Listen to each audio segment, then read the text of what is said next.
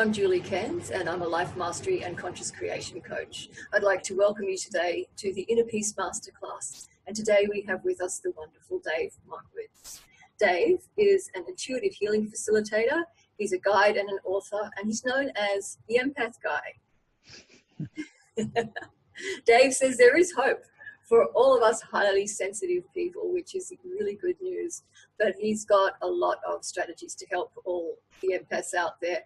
And quite honestly, I think that the bottom line is this is the way the world's heading, and that in a sense it's an affirmation of hope that, you know, this dialogue's opening up. Because there are so many empaths, and I did notice on your website that you wrote there's like 40 million empaths, at least in America, and I'm in Australia. So yeah. Anyway, I would like to welcome you, Dave, to the Inner Peace Masterclass, and thank you so much.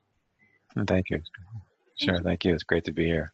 Yeah, and I mean, we do bring the focus of all the masterclasses to inner peace, so it's very important. So to the kind of underlying fabric of this discussion is about how we develop our inner peace, and it also impacts on the world peace and our inner story affecting our outer story. So I guess I'd like to, I have a couple of questions for you. I mean, I guess I'd love to know your definition of an empath, but first I'd really like to know your journey to discovering your empathic abilities. So, you know, to keep it positive, I know that you've been through some really defining moments that identified that for you. Some interesting moments, certainly. My understanding of the word empath was based originally from the original Star Trek episode that probably aired sometime in maybe '68. And basically there was a woman who could take on the aches and pains of other people, heal them, transmute them, and then those, you know, then they'd both be okay. And when I started getting more into the metaphysical aspects, people started using that word. And I really didn't want to, you know, it just didn't resonate for whatever reason. And I had an interesting evening out where it was one of those bar crawls. I didn't know that was it before I got there. Like, that was one of those 7 bars in 7 hours things. And I really hadn't drank since college. And this was just 6 years ago, so it's been quite a while. And at the end of the evening, I felt as drunk as I did back in college, and I really had nothing to drink other than water the entire night. So, interestingly, when I got in the taxi to get home, I had a moment of clarity. You know, usually when people are drunk, there's lack of clarity. This was my moment of clarity when it hit me and said, "Oh, this is what an empath does. An empath picks up the thoughts, feelings, vibrations, and energy from other people." Yeah. And there I am hanging out with a bunch of people that were drinking, and it just made sense at that point. And from that moment on, my medical intuition practice and energy healing practice, nothing but highly sensitive persons and highly empathic persons came to me. Right. So it was this immediate shift from, you know, real wide spectrum to very narrow of empathic persons. And as time has gone on, you know, I'm learning to embrace it. You know, it can be kind of fun. And I think that the benefits of being empathic are really key, that we can really connect with people on a very deep level. Yeah. And that can also bring up a lot of pain because we can connect with people on a really deep level. So the tools that were shown to me in the intuitive readings help people to still maintain their ability to be highly empathic, but at the same time not take on and keep the negative vibrations of other people. And that includes not just drunk vibes, but things that are diagnosed as depression or fibromyalgia, chronic fatigue, anxiety. You know, these are really common in people that are highly sensitive. And I've found more times than not, it's because they've been taking on the energy and vibrations of other people who were dealing with these things also. It's interesting because as an empath, I think one of the things I've had to learn over time has been how to separate my own emotions out from what I'm taking on from someone else. I think that's one of the real critical skills to develop, is to go, actually, no, that is mine. I own that that's mine. And then actually, no, that's completely not related. I'm not in that space, but I'm feeling this energy.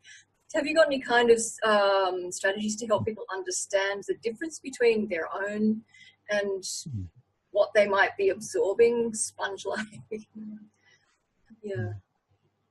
Well, Typically, the best thing to do is cultivate some sort of sense of inner peace where your intuition can be online. Now, granted, if you're all tense, that might be asking a bit much at the moment, but we do want to work to get to that place where we can really intuit pretty clearly. And if we can't, we want to ask someone who can. Yeah. So it's very difficult to ascertain what's going on in the moment. And through some of the tools that were given to me, such as something called the keyhole, which is a way to let energy go through you, as opposed to trying to put up a wall. And the results of that are really night and day. It sounds really simple and not so dramatic, but putting up a wall is basically a version of telling the universe no, and telling people no. And while that might seem like a good idea if someone is really difficult who's in front of you, too much of anything creates a new pattern. So you're telling no to a few people because of the energetic overwhelm. And next thing you know, you get this wall up, you feel closed, your intuition's not online, your healing abilities are for yourself and maybe for others as well, all diminished. So really want to get to that place where we're working with energy, let it go through you. Yeah. And that way, at least you can get a sense of what's going on. And then once it's in, you can say something like, keep what's meant for me and let go what's not. It's a very small summary of the much bigger step that's described in the book, but it works, and that's the most important thing. Yeah, so that is like a summary of the keyhole technique, is to let the energies go through you and ascertain, to keep what is yours and let go what's not. And then trust that your spiritual higher self understands. Right. Well, that's why we practice when we're not in tense situations, the spiritual training grounds, so that when you do get in a difficult situation, you can call upon those tools a lot quicker. The other thing that's really important, I just want to mention this, is that if you don't work with the sense of over-responsibility that pretty much every empath has, at least in my experience, you can take too much in too quickly. So it's not just so simple. So if people listening to this later on, don't just try to let things go through randomly unless you're dealing with something very minute. It's really important that you work with understanding and acting from true responsibility versus the old patterns that we've all been used to.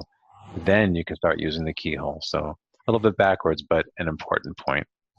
Yeah, and I think one of the most important things, and I really think it needs to be in all spiritual teachings, and this is a good starting place, is how to protect yourself psychically. So empaths are particularly open to the vampire energies out there. And I quite honestly believe that there are a lot of predatory energies out there, and some people are consciously doing it. Some people are unconsciously do it, and I know I've done it unconsciously, and so to me it's that very much unbalanced interaction between people, so that one's taking someone's energy without realizing it.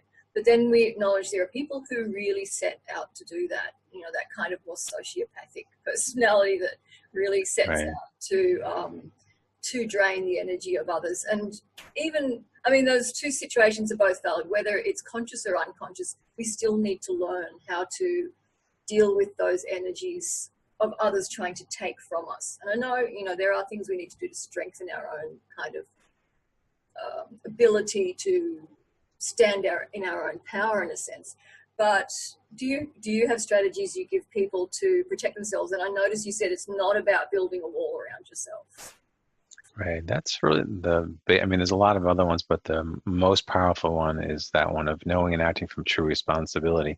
Because if you truly know that you're not responsible for the thoughts, feelings, emotions, or even for fixing or healing someone else, then your presence, you can just be there, and you can be present enough to recognize, is this person meaning me harm, conscious or unconscious? Of course, sometimes irrelevant, but although if we think it's conscious, it's a good opportunity to experience compassion, because usually that person is in a lot of pain and doesn't have the tools to manage it, thus leading to what might be called sociopathic or psychopathic behaviors. So a lot of the work as an empath is being really compassionate, but not overly so, not overly responsible to the point where walking around like a walking sponge, taking people's grief, anger, like jealousy or rage, like all these things can be coming our way. But yeah, to echo your point, absolutely, it is about personal strength and at the same time being fluid and having a different, potentially different tools that work for different people. But to be really conscious in each moment, that's the trick right there. I think that's the ultimate challenge, to be able to ascertain what's needed. Who can I be in this moment? What is my spiritual self asking me to be, do, say in this moment versus my pattern self? When we come from the pattern, our energy is very constricted, and that causes a lot of blockages, leading to pain and illness or overabsorption of other people's energy, and of course overwhelm. And when we're working from... Sorry. No worries. Oh, sorry, I was just thinking people really do protect themselves in different ways. Any empaths, I guess, is kind of well known that empaths could overeat to kind of bury themselves, self-medicate. There's like, I guess, people who aren't completely aware, and I imagine that's what you're helping people with, is all of the ways they've barriered against that barrage of energies and information from other people, and some people find it very difficult to be in large groups of people, to work even in a workplace where there's, maybe open plan, lots of people walking through, because they're so, I don't know if you call it thin-skinned or just like so open to the energies that it can cause a kind of suffering for people to be like Absolutely. that, and it's not always easy to shut that down. No, we don't want to shut it down. We want to be with it. Work with, I always tell my clients, work with the gift, not against it. Yeah. And I can see how it might not seem like a gift if you don't know how to use it. But this is true in any situation. If a kid is born with a proclivity to piano, for example, 2 or 3 years old, playing things that you might not play till you're a teenager or whatever, they have this gift, right? But they still need fine tuning. They still need to learn about theory. They still need ways of perhaps writing the music out to share with other musicians, learning how to share space with other musicians, etc. Everything requires fine tuning. So I recommend people to embrace their empathic gifts, to recognize that when used well, it can be a tremendous gift for yourself and really for everyone, really the whole world ultimately. Yeah. But we want to focus on ourselves and any of those in our own presence, but mostly on ourselves and how are we being in response to what's showing up? Yeah. We don't want to necessarily lose ourselves. A lot of empaths have lost themselves in the past, get involved in relationships with narcissistic persons. Yeah. And the idea is to honor that as the past without beating yourself up for that, but at the same time welcoming a new present moment way of being, which of course affects the future way of being. And just by fine-tuning with all the skills and tools that I share with people, eventually people can be, should they choose to, of course, be in a large room, with a lot of people, or to be in front of someone who they might deem toxic, or like you said, a vampire. I kind of get a kick out of those words. They seem really kind of negative to me, but it's, it's just a word ultimately. So I'm not going to get too wrapped up on it. They are funny words. It's just hard to sort of label an experience that you have where there's an imbalance of energy and a sense of, and not an equal sense of give and take, Yeah, totally. Yeah, I know. I know what you're saying. I was just, I wrote down earlier that Barack Obama said the country, America, has an empathy deficit. Did you know that he said that? He's asking, how can we build a culture of empathy? So, he's wonderful. I love that he said that. And in a sense, it's really important that men, are actually acknowledging that sensitivity, because it's such a huge thing for men to acknowledge sensitivity. And I know that as in the work I do, that when men come to me, they can feel safe in a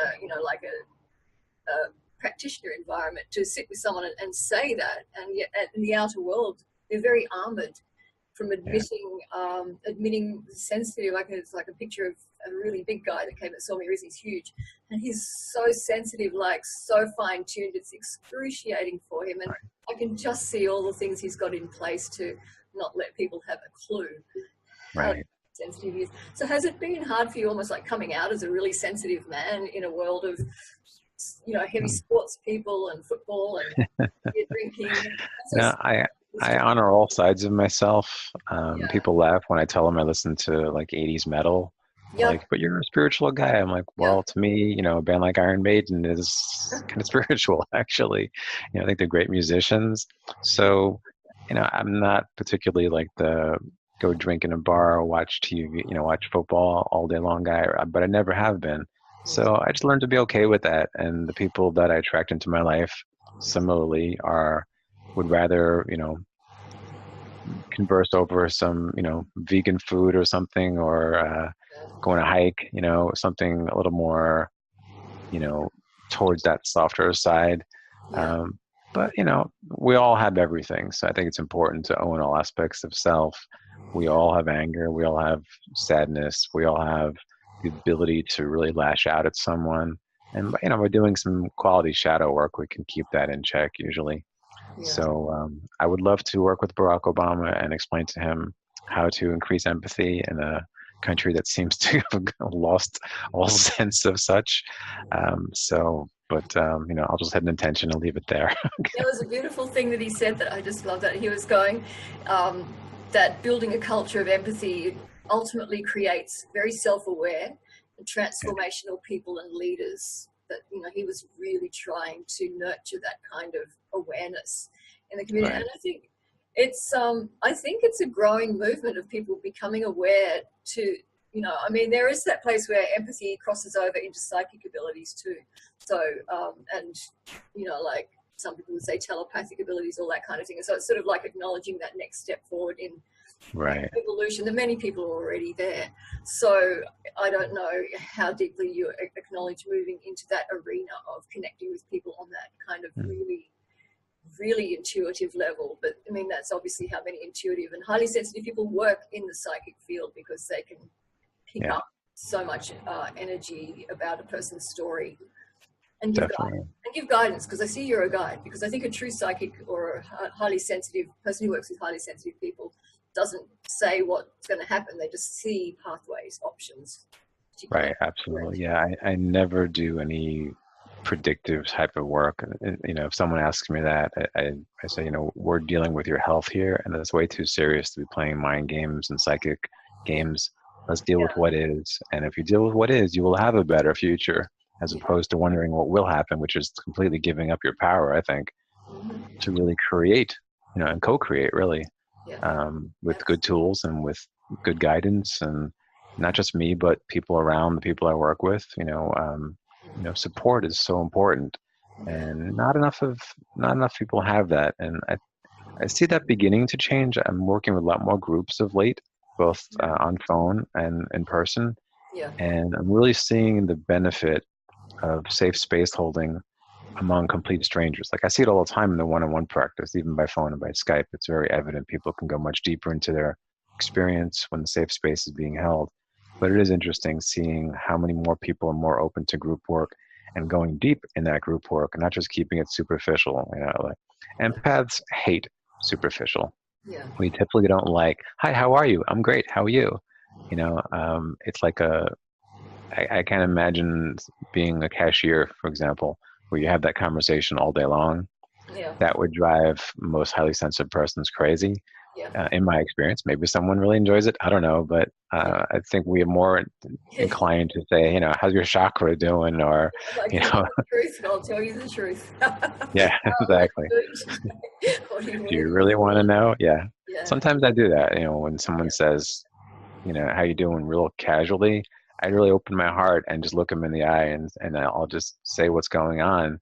And typically they're really taken back, but in a positive way, because they see I'm not mean. I'm not like trying to get information out of someone. I'm not needing something from someone. I'm just inviting a connection. And it really comes down to your main point of your summit, that inner peace, which is a constant cultivation. Even at the supermarket checkout line, there is a conscious choice that has to come to create that sense of inner peace, which of course then transmits to other people. So yeah, absolutely.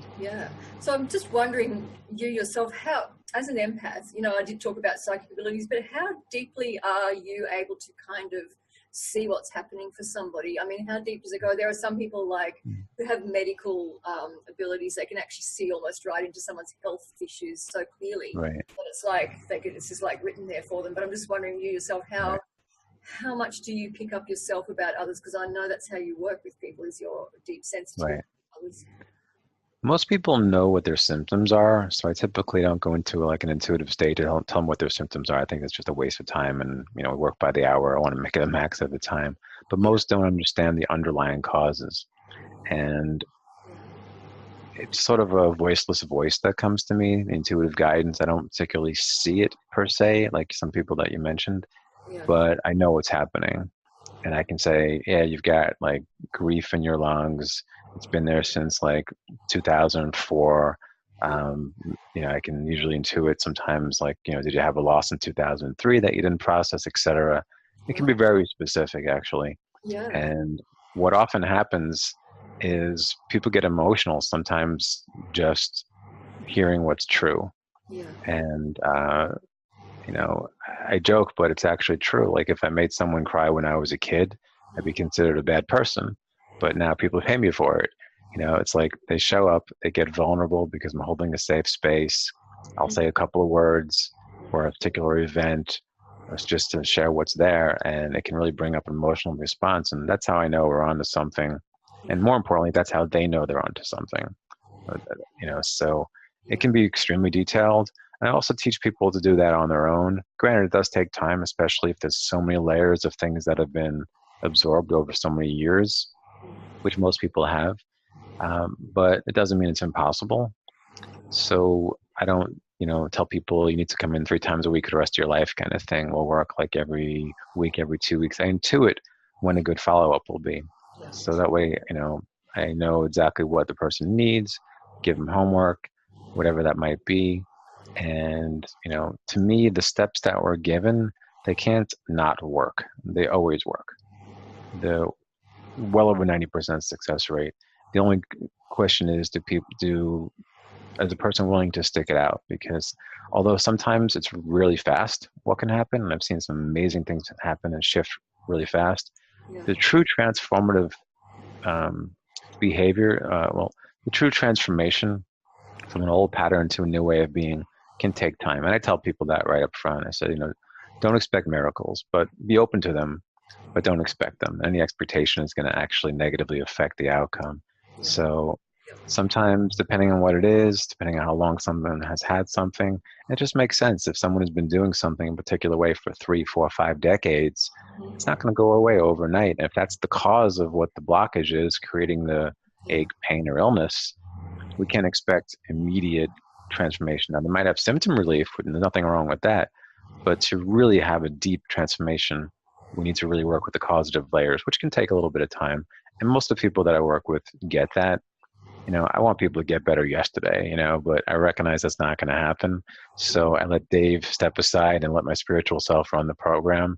And that's when the good things happen, always. So it's really, I feel very blessed. I feel very lucky to be able to intuit so deeply and so clearly for people that are typically confused, just kind of feeling lost, whether it's professionally and health-wise, sometimes even relationship work.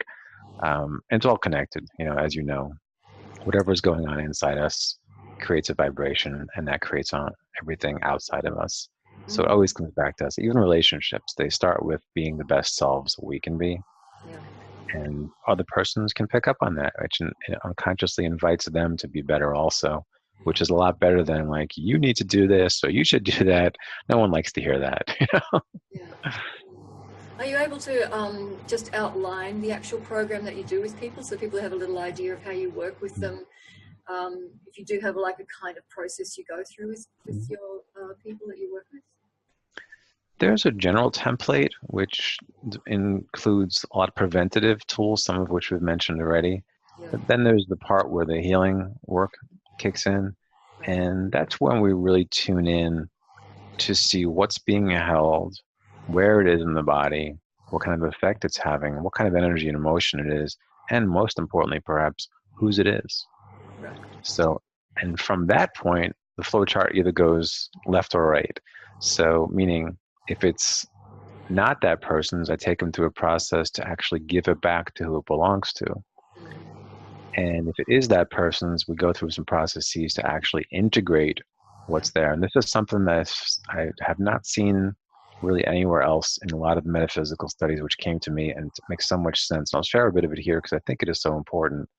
If we're dealing with our own ache, pain, illness, and clearly it's something that's our own, not empathically absorbed, the typical response is, I want to get rid of it. And I get that. It makes sense. We're in a culture, certainly here in America, where pain and illness are seen as the enemy. We do anything to get rid of it.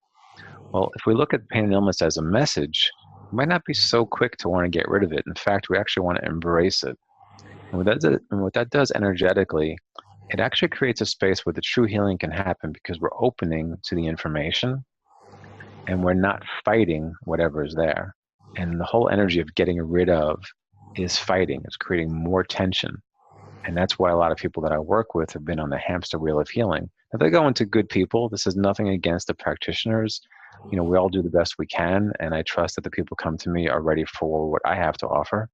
Similarly, they might go to someone else and who resonates with that dynamic. So it's a very different way of looking at things, I think, but I found it much more powerful to really integrate whatever's there, even our own anger, even our own sadness, our frustration, because there's a message in there, there's a wisdom, there's a potential for healing. So if we fight it, not going to work. Okay. So how to tell us what not fighting it looks like? Because some people might struggle with that concept, and even in people who have had cancer or something, it's such a big visionary thing of fighting the cancer, that kind of thing, the warrior. So it's I love the different angle. I'd love to hear how you go there. For some people, the fighting might work, but those are typically type A personalities. Right. They fight to get ahead, and they may get ahead, but their soul might be lost in the process. But the people that I work with are very heart-centered, very soul-conscious, and things that work for others don't work for highly sensitive persons and empaths. So we need to work with the gift. And a great analogy, I think anyway, is if you're holding a baby and she's crying, you can't verbally explain to a baby what's going on. They're not going to speak back to you, so the linear part is out. And likewise, you're not going to get angry at a baby who's crying. That just makes it worse. Our emotional body, to me, is something like the crying baby. We want to actually, so what works with the crying baby? Well, when you hold her and she feels loved and honored and accepted. So when we love, honor, and accept our own pains, aches, difficulties, a space is formed for real healing, just like it happens with a small baby.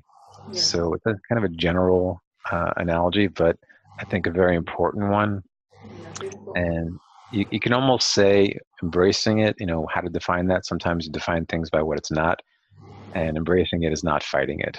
Right? Yeah. It's not judging it. It's not saying this shouldn't be here. It's not saying I've been doing all this work for so many years. That just means you've been doing work for a lot of years. It doesn't mean that you have to have, the things that you think you should have. I try to align people with what their soul wants them to have. And usually that creates such inner peace that the mind calms down, because it's the mind that creates the misery. I define misery as the distance between what is and what we think should be. So if we're in that place of what should be, we're typically miserable. If we can accept what is, that's where the inner peace is. That's where the intuitive guidance is. That's where the ability to really heal things resides. And I can really feel that sense of peace radiating from you. It's a beautiful feeling. Thank you. You have come to that place within yourself. And that is so much about, how practitioners come to that place of walking their talk and really having come to that place within themselves. So, yeah. Took a bit, and there are certainly times when I'm not there, but I don't beat myself up for those little outbreaks or the little brief self-criticism. I actually embrace them, and it's like you're stepping outside of it at that point. The worst thing I think you can do when you're judging is judge the judgment. Yeah. Right? Yeah. So as soon as right now, certainly of late, last few years or so, the catching of the judgment is super quick. And I just catch it and I'm like, oh, that was a judgment. That's not my higher self speaking. Like, what is the truth right here? Yeah. So it's like this first thought is typically the wrong thought. How quick can we get to the second thought, which is more compassionate, more heart-centered? And I think for a lot of people, for myself especially, I think that's the definition of growth, is how fast can we get to that second thought? That first thought is not going to go away. Yeah. I remember the Dalai Lama was asked if he ever got angry, and he just laughed. He said, of course I do. I'm human. Yes. So if he can get angry, I'm going to give myself the opportunity to do so also, but I typically don't stew in it. I Yeah. don't spend a tremendous amount of time in it. I embrace, okay, this is my anger. What is it showing me? Yeah. What am I at odds with here, and what can I do about that? Yeah. So that has been a tremendous gift to a lot of inner peace. And when I share that with people, it seems to really resonate, because self-criticism self-criticism never helped anybody, and yet we do it all the time. And I think it's really important that we do acknowledge that anger rises up, because so many people on a spiritual path are kind of like, oh, let's press that down, I'm feeling angry, and it's really Right. to let it out, in a way that's not going to harm anybody, but just release it and acknowledge it. And it's again that thing of, oh, okay, we don't have to react so severely, but we, like in a meditation technique, you observe that it's there, and kind of an acceptance as an energy that's again passing through your being, and Yeah, doesn't have to take control, that you're the driver kind of thing. totally. Yeah. And so I just really want to thank you. We have come to the end of our interview, and I could talk to you for hours about it. It's wonderful. It's so close to my heart, this particular topic, very much so. I wondered if you could tell the viewers about the free gift that you're offering today, which I believe is one of your books. Yeah, my book, Self-Care for the Self-Aware, An Intuitive Guide for Empaths and Healers, is available as an ebook, and through this program I am making that available for free. It has been on Amazon's bestseller list for 41 consecutive months, and it's actually self-published. Yeah. So it's all word of mouth, or mouse, as it were, the computer referrals from Amazon, etc.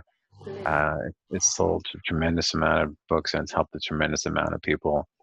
And that's the free gift for 1 month after the summit airs. It'll be available till December 7th. Wow, that's very generous. Thank you so much. And I want to thank you for talking with us today and sharing your information just about your journey and about the work that you do with people, because I know so many people are just now coming to an awareness of their deep sensitivity and it's the road the world's going down. So thank you so much, and thank you. Best wishes to you. And thank you. Peace.